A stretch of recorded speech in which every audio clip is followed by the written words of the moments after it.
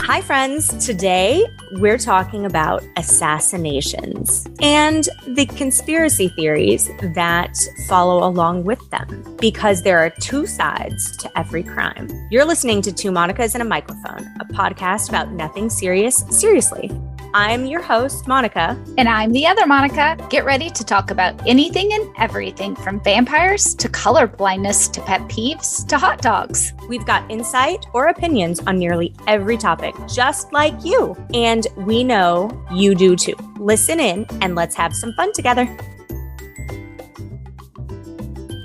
Monica, today, like I said, we're talking about assassinations and the conspiracy theories that surround them, which is one of my favorite things because it's true crime and it's also a little bit controversial, talking about who killed JFK.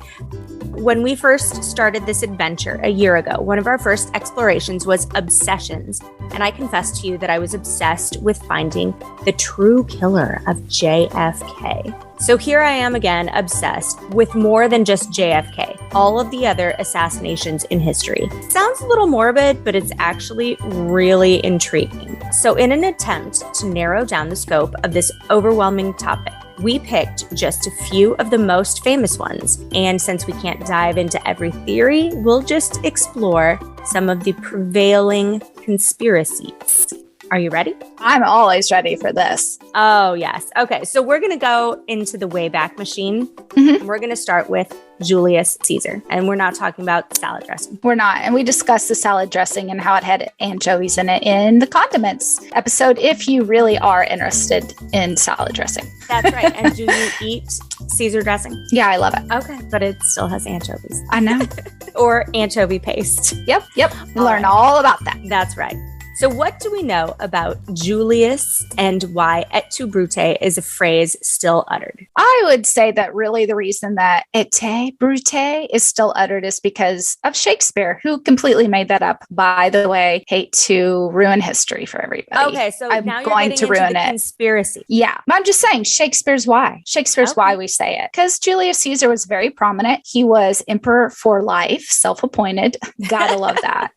Like I keep telling Paul, we just need to start a cult so we can be self-appointed. I'm not a history buff. Julius Caesar was murdered in the Roman state house by a group of nobles on March 15th.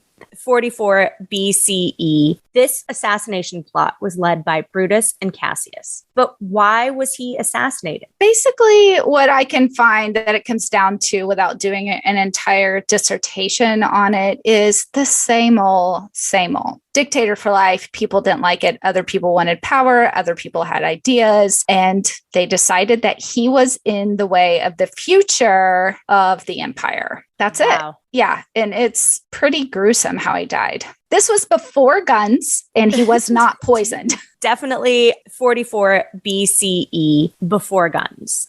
But it doesn't mean that there weren't many people plotting to murder him. So according to this, 60 conspirators were planning to murder him, but only 23 stabbed him. It sounds a lot like Murder on the Orient Express, except everyone there participated. Yeah, there probably weren't 60 of them, though, were there? No, it's like 13. Here's what I think about that. Now, I wasn't there, nor have I read this, but 60 people planning, I mean, you're only going to have access. I mean, all 60 people can't touch him. So I think the only reason that 23 stabbed him, it was just accessibility. And they stabbed him with little tiny daggers, not swords. It's like death by 1,000 paper cuts. Absolutely. And he actually did fight back and got up. But I mean, 23 stabbed him and there were, so many more coming. And he was outnumbered. He was outnumbered, and his friends were either preoccupied or being held back from saving him.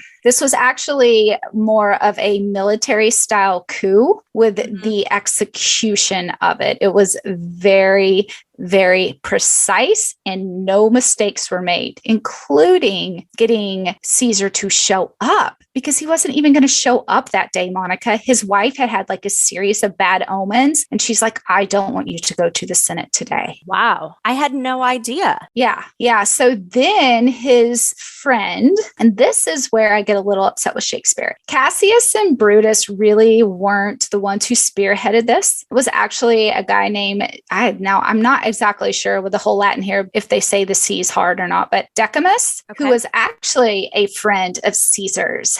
You want to know who was not a friend of Caesar's? Who? Brutus. He was not a friend at all. But with the way that Shakespeare presents it, and you too, Brutus, right? Right. You're like, oh, they're best friends. No, they were not. Actually, Brutus betrayed his former Pompey chief for Caesar. So I say once a cheater, always a cheater. Yep. Yeah, he was never a fan of Caesar. In fact, he married Caesar's arch enemy's daughter. Okay, so he definitely didn't like Caesar. He should have been the first one. Yeah, that doesn't. And if he did say ete brute, if you will, that was sarcasm. Yeah, he's like, okay, I'm dying. And you two might as well. Yeah, exactly. It is really sad because Caesar's good friends are who turned on him, except for Mark Antony and then somebody else. I don't know who it was that had tried to save him. I mean, but that's it. They obviously must have been so close that the conspirators didn't want to ask them. You know, they must have been like, no, their brotherhood's too tight. So I think that Shakespeare just a little upset with him because he painted a different picture. And actually, Julius Caesar, the play, is one of my all-time favorites. Like, love it. Love it. And it's really what turned me on to Shakespeare, actually. And then I come to find out that he's not even really telling the truth. But at the end of the day, it's what's called historical fiction. Yeah. And also, it's not like he could go to the library or watch YouTube or Wikipedia, right? His access to resources was far less accessible than ours. So I guess that I will give him a free pass on this. No Wikipedia for Shakespeare. Probably be wrong anyway. All right. So we're going to move forward. Monica, I wanted to bring up another famous person who was murdered because of their power and the people who wanted to take over the power. Archduke Ferdinand. And who's he? He's the person who was assassinated that started World War I. Do you remember learning that and being like, who the frick's this dude? I'll never forget being like, what? Why'd this start the war? Yes. Oh, it all has to do with marriage and love and assassination, basically. Oh, makes for a good soap opera. Yes. And it also, when I found out his full name, which I'm ashamed to admit I didn't know, it's also the name of one of my favorite bands, Franz Ferdinand. I wonder if that's listening to Franz Ferdinand for like 12 years now. And I'm dying. That's funny. Now I know where they got the name from. Archduke Ferdinand was born in 1863 in Austria, but he gave up his children's right to the throne in order to marry a lady in waiting. But his country... He'd have to give up his own power. No. I wonder if he would have done power. it. I know. Yeah, right? I wonder. Oh, it's funny. He wanted to restore the Austro-Russian relations while maintaining alliance with Germany. However, that was doomed. In the summer of 1914, Franz Ferdinand and his wife Sophie accepted an invitation to visit the capital of Bosnia, Sarajevo. I happened to have a Bosnian friend. She made me some soup once. It was delicious. That is a side point. Yes, it has to do with food, so Monica needs to insert it. Yes, absolutely. But he'd been warned of terrorist activity by a nationalist organization called the Black Hand, but he ignored it. I think when you read about this guy, he's just a little pompous. He thought he was untouchable, I think. Yes, definitely. Yeah. Definitely. He was bombed once in his car in a motorcade and then still didn't heed the warning. And then another time, his driver took a wrong turn. Well, that's what's really strange about that wrong turn. So after the bomb, my understanding is after the bomb, they were not supposed to take that original route, but somehow didn't get the message. And they took the original route, even though they were supposed to take an alternative route. And so there were still assassins on the original route. And I think the driver must have been in on it. I I do too. And I mean, I think that's just kind of a thing when there's a driver in assassinations. Yes. I mean, it's kind of a theme. So apparently he was assassinated by a 19-year-old nationalist who was waiting when he took the wrong turn. To this day, it remains unclear whether the Serbian government participated in the scheme. But this whole assassination started World War I. Right. But I don't understand why they wanted to assassinate him. I am always so confused by that. And I also am confused why enough people cared for it to start a world war. Now, one of the conspiracies, like the kind of out there conspiracies on why this particular action started that, is because modern weaponry. So the biggest nations, which are the ones that got in on this, right? The superpowers had access to new military technology that they were just itching to use. Now, that is an alternative theory out there, okay? But I'm just saying people say this. Interesting. I read that the Serbians were outfitted with bombs, machine guns, all this like super extra stuff. Yeah, I just feel like history kind of repeats itself over and over when it comes to weaponry. It really does. It's like, how do these people get this weaponry that they didn't create? Right. Insert crickets, because no one wants to answer these questions. Nobody.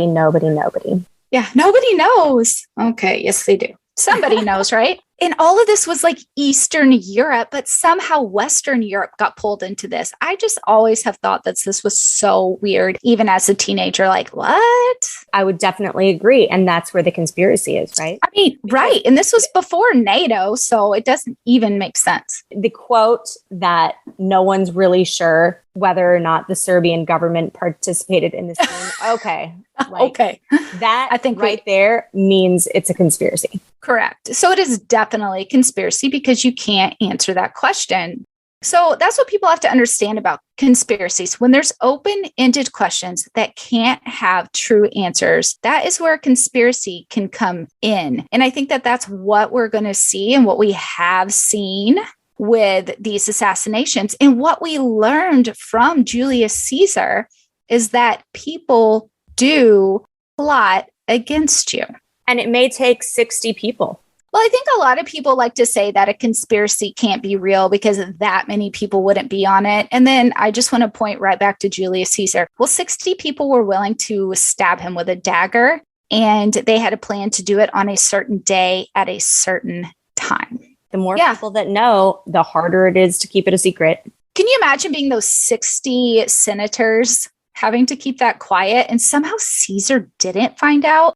I think maybe that is a testament to the type of men or how they looked at what they were doing as so important. Very interesting. And they didn't have to keep it quiet after because, hello, they had blood on their hands. Stealing power. Yeah, you got to keep that quiet.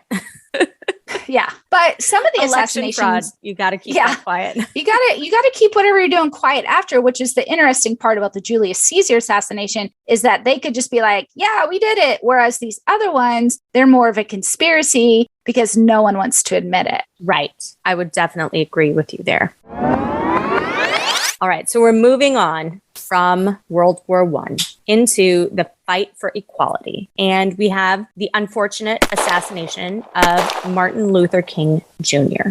I'm not a history buff, so I'm just going to give everyone like a tiny history lesson. And he was assassinated in Memphis, Tennessee on April 4th, 1968. But in fact, he had already survived an assassination attempt in one of my favorite places, the shoe section of a Harlem department store 10 years prior. That's sad. It is sad. I always think he's one of the saddest assassinations. All assassinations are sad, but his breaks my heart for so many other reasons. Well, yeah, because he really didn't have any power. He was trying to motivate he did not. Change. Yeah. Yep. But 10 years prior, he survived. And this incident only affirmed his belief in nonviolence. Wow. I know. And I think that's really like slap me on one cheek, slap me on the other cheek type of thing, you know, because why would anyone want to assassinate him 10 years before like his momentum actually took off?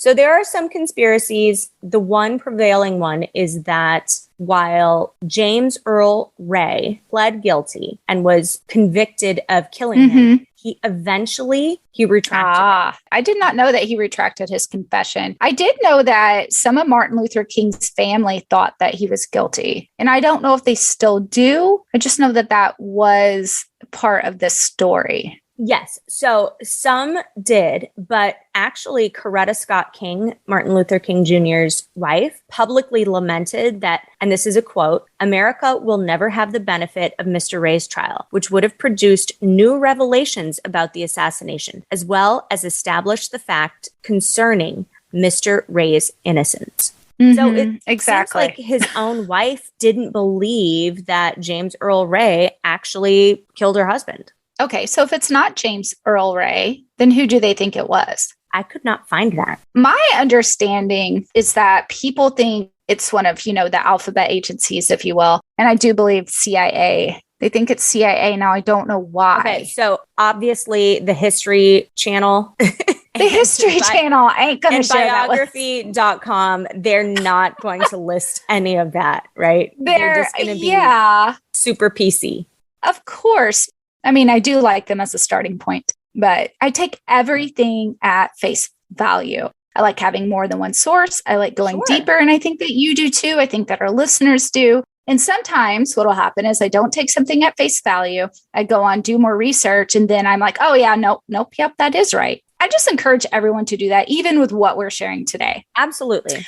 So I think that the counter conspiracy theory out there is that the FBI played a hand. Now, does that mean James Earl Ray had nothing to do with it, or was he a patsy? Don't really know any of that. I just know that they like to say FBI. They say that because Martin Luther King was harassed by the FBI. So they seem to think that maybe that's why there's even like this unredacted copy of a letter sent to King from the FBI that people like to use. Yeah, because on one occasion, like the FBI said that they had sex tapes of King's adultery and they tried to destroy his marriage to Coretta. Why would the FBI care? Why? Well, I feel like this is a podcast about nothing serious, seriously. I mean, honestly, I think we all know why. This was So they wanted to destroy his marriage because they didn't want racial... It has to do with civil rights, right? And that's where it all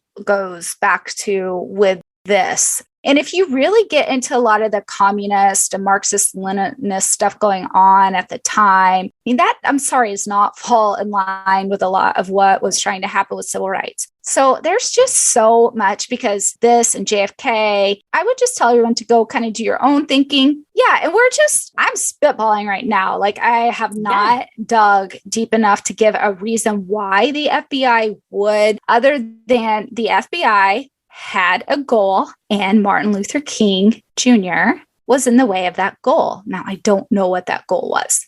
I think that happens a lot in history. I feel like now there's a lot of suicides that are unexplained. It's like kind of like the FBI and CIA and weirdos, whoever is in control. You mean like Jeffrey Epstein? Yeah, possibly like that. So like that conspiracy, it is now like so much more suicides that people question than assassinations. And I would have to be honest, like if I was going to be over something and I wanted it quick and easy without a lot of questions, suicide seems a lot better, like a lot easier. Not that I would do those things. And I am not even suggesting that that is what has happened in all of these suicide conspiracies as well. But you have to admit that there has been a shift. We don't have assassinations like we used to. I think the last one of a prominent figure attempt was on Reagan. So really, since the 80s, a lot has changed that way. Even Robert Kennedy, he was assassinated too. Yeah. Oh, the Kennedys definitely could have their own entire podcast series. Oh, that might be something fun to dig into. That is definitely still a controversy. Who killed MLK? It's hard for it not to be a controversy when the wife of Martin Luther King Jr. said what she said. I mean, I get why people think it could have been someone else. I get it. Right. And I think that's the linchpin in it. Like she doesn't believe that James Earl Ray actually killed him. And how he ended up at Heathrow Airport, Yeah. Uh-huh. Yeah. No, he was. Yeah. They found, his fingerprints. Oh, I mean, I don't know. That'd be an interesting one to get into. It definitely would be. All right. So here's my favorite. And you did all the research for this one, where I thought I was going to do all the research, but I think it's more fun that you did it because. Yes. Yeah, I would like to speak to that. You and I started off this podcast talking about just very basic obsessions we had. We really kicked off the first episode. If you go all the way back to the HBO, The Vow, the very beginning is us talking about different obsessions that we've had. And what's been funny is that over time, you've come up with some ideas and I've come up with ideas. And you've said to me, why not do one on Michael Jordan? You're obsessed with him. Or why not do one on Barbies? And I think after we've gone through this process, you see why it was so hard for me to ever say yes to Michael Jordan or to Barbies, because my knowledge is so extensive. Yeah, I know everything that there is to know. I'm not going to learn anything new. And it's just such a part of my life. It's so hard to take it out and decide what's worth sharing. And I think that that is the problem that you probably had, because I know that you have drug your feet on JFK. And I have been pushing so hard for this episode. And Monica finally caved, and probably because of my personality can be a little bulldogish, but she did. She finally caved. And what's really funny is Monica said she was going to take JFK. So when we went in and we shared a document and stuff, and I saw JFK wasn't filled out yet, we still had time. I just went in and started doing it because I was like, I don't know anything about this. So, and that's kind of the fun, right? Like, I didn't know anything about Franz Ferdinand, the Archduke. Yeah. I like to headline this with the shot heard around the world. Who did it? Lee Harvey Oswald, of course. Or, as I like to call him, the Patsy. Could there have been a bigger Patsy in all of history? I'm just not sure. Oh, I'm definitely not sure. He's the biggest one. Definitely. I think so. So I would like to say that I just had, kind of a basic understanding of JFK. He was shot, motorcade, Dallas. We think the government did it, maybe, but I didn't really know any details. So I know from history class and then from pop culture, but not immersing myself in any way that you did. Mm-hmm. So it's all very surface for me. For anyone who's looked into it, you're probably all going to wonder why I'm so excited. But anyway, it's very exciting. So I can't wait to share what I learned. And I cannot wait, Monica, for you to comment on some of it, but your comments can't be like, you didn't know that? Okay, fine. I feel like that's going to be some of your comments.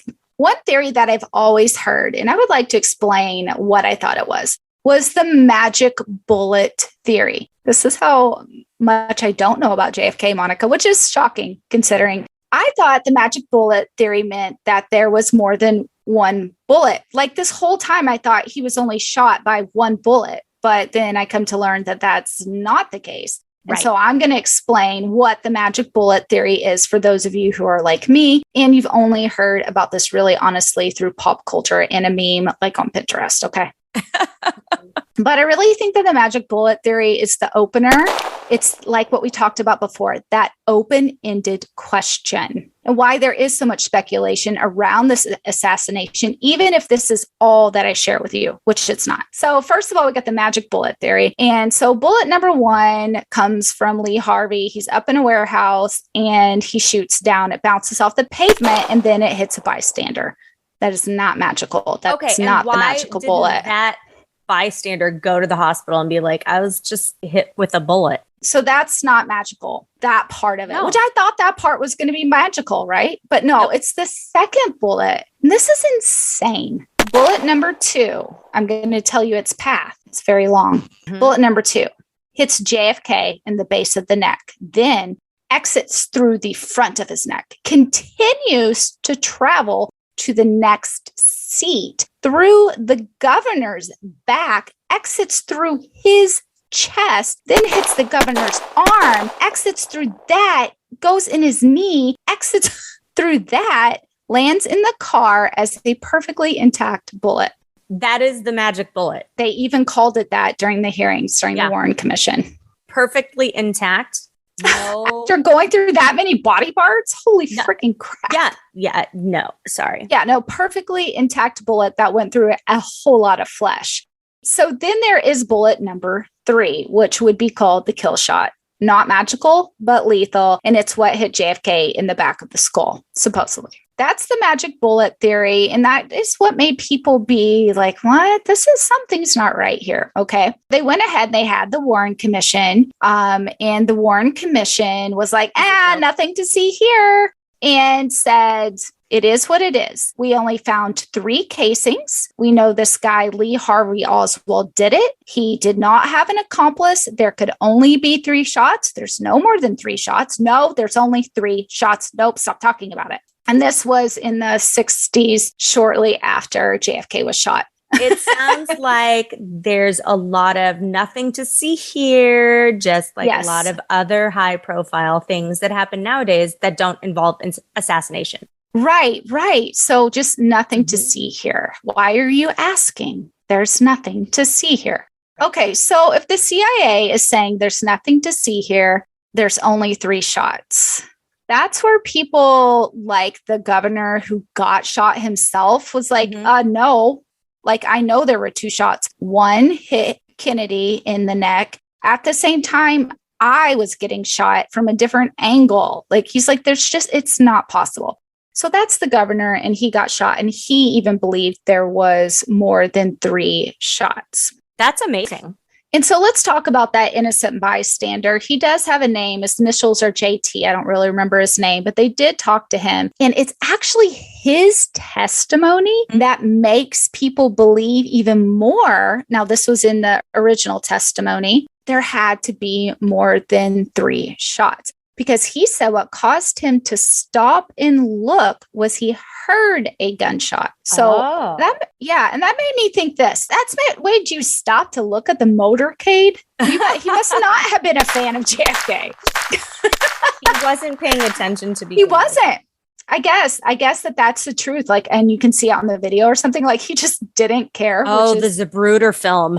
Oh yeah, exactly. I watched that thing like so many times. That's the one where we can see him be assassinated, correct? Yes. All right. So that answers your question about that guy. They did find him. He's not some mystery man. There is a mystery man I'll get into later. Now, you talked about what was the name of that film? Because I didn't write this down. What was the name of the film? The Zapruder film. The Zapruder film. Okay. So there's another film, and I'm going to tell the story about that because this is what really, for me, solidified everything that there were more than 3 shots. So in 1976, House Select Committee on Assassinations is formed. The reason that it is formed is because there's new technology. So they can pull audio out of another piece of footage, not the film you just said, another one from a different angle. This is something that I didn't have access to in 1992. You want to know why you didn't have access to it? I mean, if this had happened today, you might have had access. Okay, so like if anybody ever has heard about the Hunter Biden laptop and like the FBI has already lost it, and then that one senator's like, I have the copy. Like, you can't lose things now, right? No. But back then, you could lose things. So what happened was they played this film for the Select Committee on Assassinations. Okay. And in that film, 6 shots were heard and documented. Now, the reason you didn't have access to this film is because the very next day, the film and all other evidence from that hearing was stolen from CIA lockup. Yeah, because that happens every day. Yeah, I mean, so it was seen one time. It was determined there were 6 shots, and it disappeared along with all the other evidence that was in that particular lockup. I'm not going to say it's all the evidence, but in that lockup. The committee on So the committee formally says that they do believe it was a conspiracy to kill JFK. They do not think Lee Harvey acted alone. And they believe that there was one more shooter at least. Now, what they could not determine was who did it, who was the other shooter, any of that, because obviously a lot of the evidence was stolen. Oh, yeah. So this was not available in 1992. Right. It was not available the next day. Now I need to go back. I need to go back to my roots. You do, because this may have even been something that was still buried at the time. Like, you would have probably had to have dug so deep, because you would have had to have gotten into information about the House Select Committee on Assassinations from 1976. At 12 years old, that was not. Yeah, that's what I mean. I had access to. I don't think that Lillian, even with all the access we have, would go that deep. I just don't. But it is interesting that a lot of the classified documents surrounding JFK's assassination were released within the last 3 years. Yeah, they were. I think maybe 2017 they started being released. I don't know enough about the released documents. Do you? No. Okay. Okay. Because that's a whole other thing. It is interesting because it's been long enough. And so now it's started being kind of like portioned out. Yeah. And something like that, I personally feel like you don't need to put 75-year stamps on stuff. I mean, stuff needs to be released as soon as it can possibly be released. That's another episode, another comment for another time. But if the CIA did it, would they want it to be released? Well, no, they like stole it out of their own locker. Right. Oh, but don't worry. I'm going to get into that. There is so much depth and layer to this that even probably came out since you were 12 years old, right? Oh, yeah. That is just kept blowing my mind. So I'm going to keep on keeping on with it, if that's okay with you. All right, let's keep going. All right. So I thought I'm going to look up a prevailing conspiracy theory, right? And then I'm going to look up some nut job conspiracies. But honestly, the prevailing conspiracy theory has so much evidence behind it that I was like, I'm not taking up my time to look up weird conspiracy theories. Let's look up the one that you can see the data and the evidence just pile on. Oh, and that's the CIA. Absolutely. The CIA did it. Now, I think that we can see why people believe that. And even if we believe that, there's some evidence behind that thought process. Now, to sweeten that pot, JFK, soon after the Bay of Pigs incident, and if you want to know what that is, just hit up the Google or Wiki, okay? Yeah. He said that he wanted to shatter the CIA and scatter it to the wind. Because it was corrupt, probably. Yeah. And for those of you who don't know, I mean, the CIA is basically just an unchecked government institution that likes to, or does, and has just its own agenda and acts outside of the will of the executive branch. And I mean, I don't even want to get to the constitutionality of the CIA, but it is not under anything in the way that it should be, and it tends to go a little rogue. Just look up MK Ultra if you want to hear about the CIA going rogue. Okay. All right. I was just going to say, watch Homeland. Right? Is Homeland fictional? It's fictional. Okay, but MK Ultra is a real thing that they did. And it's worth looking up. And there's a lot of podcasts on that. And I know that we eventually kind of want to get into some episodes where we talk about things the CIA did that were real.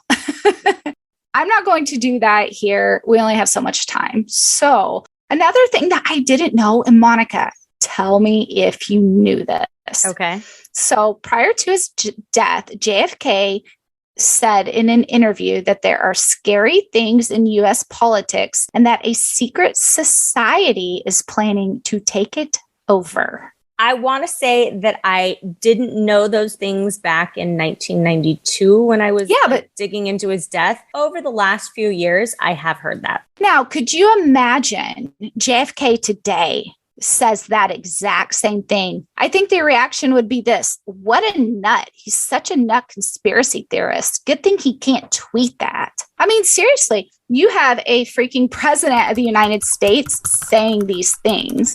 And I think that today, if you want to say anything about conspiracies, that you're shut down suddenly. And it's so silly. Like, Julius Caesar was killed. 60 men were going to plot and do it. Things happen. It's okay to have conversation, and it's okay to look at anomalies. And sometimes you're going to find out that they are just simply coincidences. I mean, we did a whole episode on coincidences. They happen, right? Or coincidences? Yes. Or coincidences, as you like coincidences. To say. Oh my God, that's my favorite song.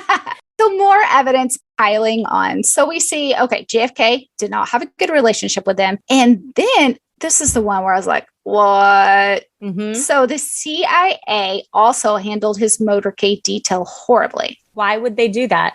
Well, right, for sure. And why would they? So here's a question that we may not have the answer to. So the CIA is supposed to handle things that happen on foreign land. Right. I've had the same question. Is supposed to handle things that happen in the United States of America. Domestic. Yeah. Domestic. Thank you. Why wasn't it the Secret Service? Why wasn't it the FBI? Right. And I don't know if the Secret Service existed at this time. That was something I didn't get to look up, but it would be more under FBI jurisdiction for this. Mm-hmm. I mean, this is weird. I don't think there was secret security. It probably, now I got to look that up, Monica. I can't take it. Secret Service established. I can't. We have to have that answer because it tells something to us, right? Well, the Secret Service was founded July 5th, 1865. Okay, so it existed. It existed. We just don't know probably the parameters of what they had to do with the president at the time. So that's hard to answer. But yeah, I was thinking the same thing. Or even the United States Marshals, I feel like would have more jurisdiction over this. It's strange to me that it's the CIA because they are basically foreign soil. Exactly. They shouldn't be handling domestic affairs. So what they did, let me just give you one example of something they did, okay? Is that there were over 20,000 windows that JFK's motorcade was going to pass by. And so the CIA did a calculation and decided that that was too many to cover. So their official stance on it was to cover 0 windows.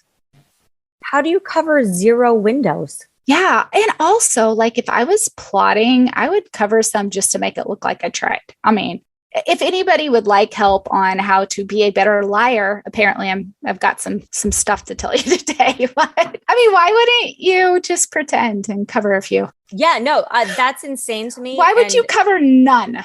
Nowadays, if you want to pull off some sort of super crime, having none of the video cameras in a 3-mile radius work. Right. Like, what makes you question it? So there was another part of this that was really strange. And we talked about this with the Archduke Ferdinand, right? He had that weird driver. Yes. Who still went on the old route, right? So the driver, a CIA agent, so the driver of the motorcade went against all formal training. When he hears the gunshot, he's supposed to drive away as fast as possible, right? Right. And I also think that's like a natural reaction. Yep. Yeah. But he did the opposite. He actually slowed down to 7 miles an hour and then hunched over as if to duck and cover. Interesting. And even Jackie Kennedy came out as saying he was acting like a weirdo. I mean, that's a paraphrase. She probably didn't say weirdo. I mean, he probably was acting like a weirdo. And that's, today's cultural language. Yes, yes. So have you ever heard about the Umbrella Man? I mean, have I heard of the Umbrella Man? Of course. All right, tell us about him. Yeah, tell us. Okay, so Lee Harvey had a supposed accomplice on the ground, and the man has an umbrella, which he raises high in the sky just as the motorcade goes by, and it's a signal. And then at that moment, the first shot rings out. That's crazy, because then the Umbrella Man just closes the umbrella and sits on the ground while everyone else in the crowd freaks out. Yeah.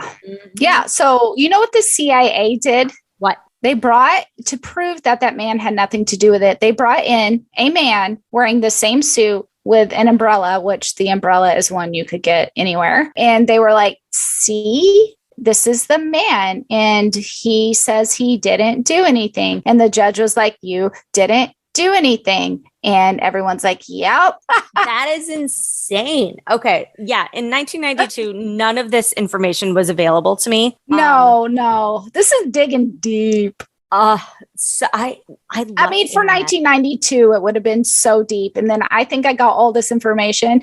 Actually, I'm not going to lie. A lot of the information I got today is from a channel I love on YouTube. I am shouting it out if you like this kind of stuff. Wendigoon, and Wendigoon. Anyway, it'll be in the resources. He has like a lot of stuff like this that he breaks down easily. And I think that's why I was able to learn so much so quickly. He did all the deep dives.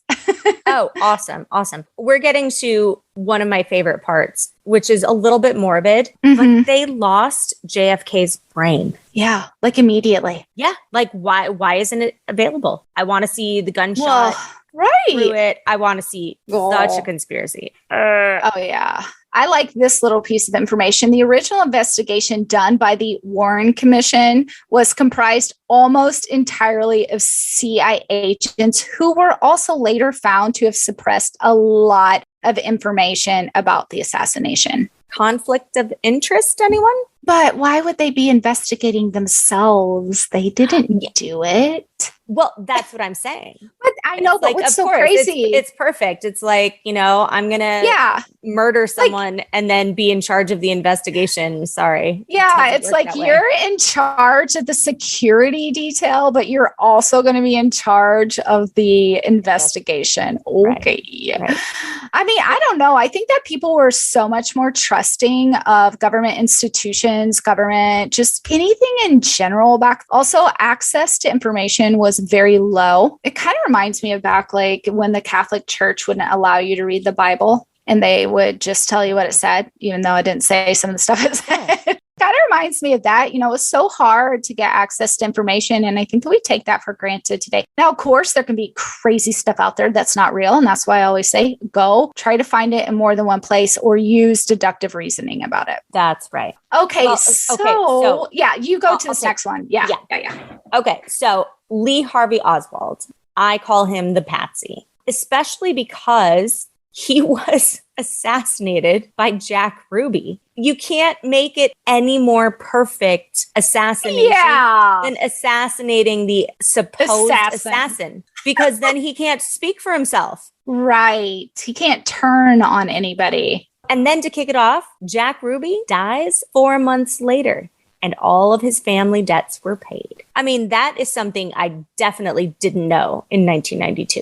Oh, yeah. The alternate conspiracy on this is that the mob did it. And that's why Jack Ruby did it, was for the mob and why his family debts were paid.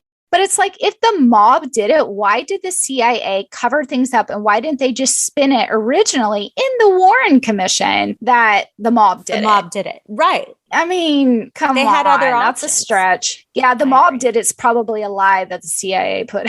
Oh, I totally agree. Yeah, or the mainstream media. They're like, the mob did it. The mob did it.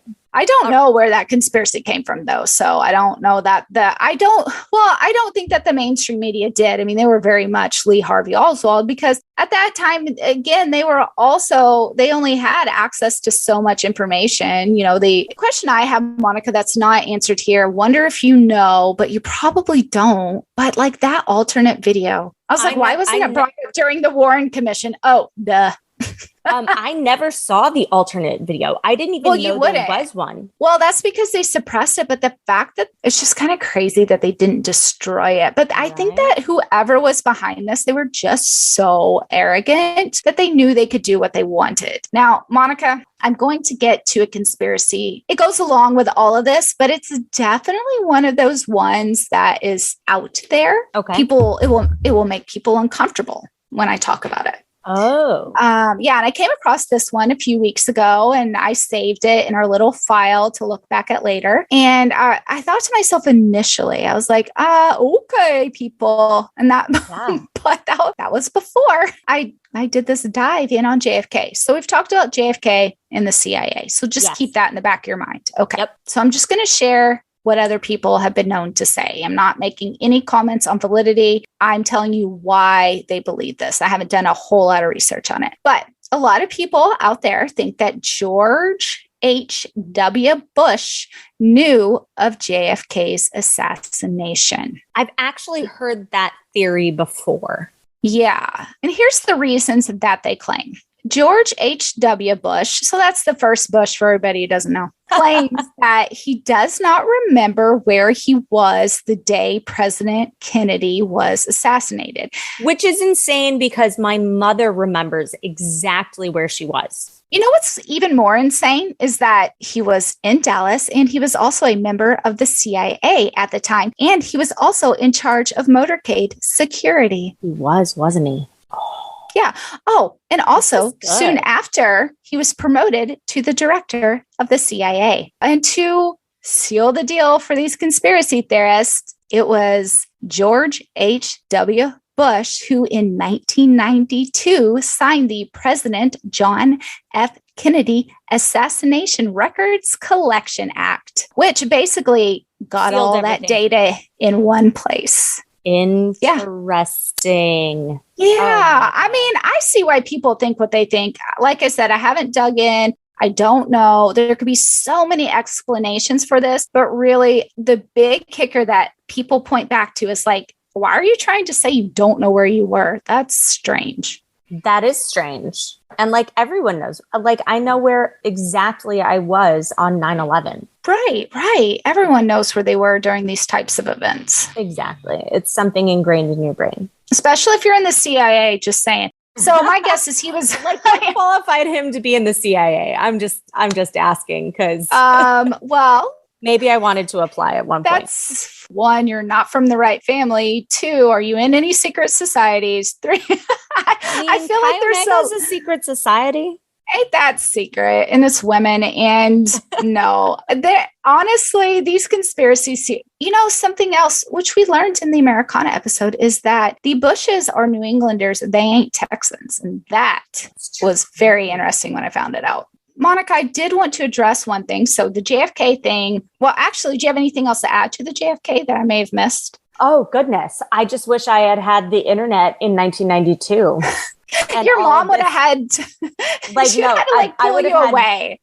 Yeah, no, the screen time would have been extremely limited and I probably would have been institutionalized because I would have been super obsessed. Yes. But no, I love all the new information and it's great that we have access to all of this. So if anyone wants to dive deeper, we have links in the show notes. I did want to address something I think people will probably bring up or at least thought about at some point in this episode. And that is, what about Abraham Lincoln, right? Yeah. And I think that Monica and I made an executive decision to not include him in this episode because it is very extensive. We are looking at doing an Abraham Lincoln episode anyway, and we just thought it might be better served at another time. It's not that it's not obviously of historical importance, right? Right.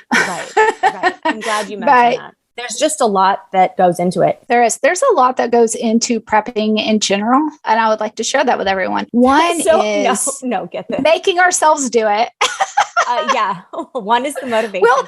We'll talk about the episodes for a half an hour, but not plan one thing. Yeah, no. The other thing is dealing with the chaos of the children and the husbands and the drama of everyday life. And like I told Paul the last couple of days, I'm like, Paul, I basically have a research paper to write and I've got 30 minutes every night to do it. And he's like, what? It's so true. I think that what I do like is it's the fun part of research papers. I don't actually have to write paragraphs and have references put in with the parentheses. You know what I mean? So I am at least thankful for all of that. Punctuation and yes. But it is the same amount of research. It absolutely is. And one day I'm going to challenge us to do it at the library. Well, I mean, I have a library nearby. Yeah. It's tiny. This is more history research than I ever did in college.